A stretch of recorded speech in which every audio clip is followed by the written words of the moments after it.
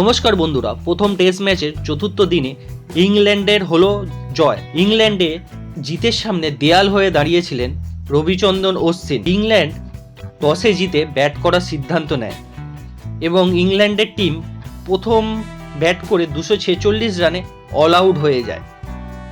ইংল্যান্ডের হয়ে সবথেকে বেশি রান করেন বেন স্টোকস 70 রান এবং ভারতের তরফ থেকে জাদেজা ও অশ্বিন 3টি করে উইকেট নেয়।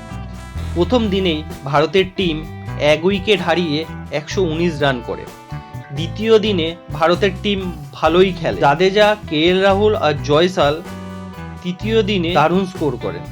ভারত 436 রানে স্কোরে অল আউট হয়ে যায় এবং ভারত লিড করে 190 রানে। কেএল রাহুল করেন 86 রান, জাদেজা করেন 87 রান, জয়সাল করেন 80 রান এবং ইংল্যান্ডের তরফে জরুর 5টি উইকেট নেয়। ইংল্যান্ড দ্বিতীয় ইনিংসে দারুণ ব্যাট করে।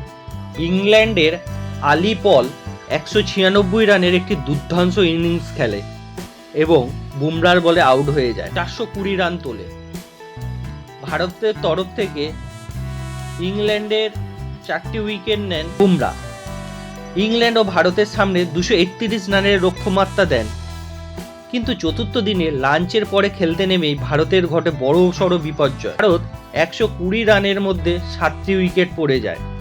পরবর্তীকালে অশ্বিন ও ভরত কিছুটা প্রতিরোধ গড়ে তুললেও অশ্বিন স্ট্যাম্প আউট হয়ে যান এবং ভরত ক্যাচ আউট হয়ে যান ও শেষ পর্যন্ত ভারতের 202 রানে অল আউট হয়ে যায় এবং 5টি টেস্ট ম্যাচের শৃঙ্খলায় ইংল্যান্ড একটির ব্যবধানে জয়লাভ করে। তো বন্ধুরা, আপনারা কি মনে করেন বাকি টেস্ট ম্যাচ 4টিতে ভারত জয়লাভ করবে এবং এই সিরিজটি জিতবে?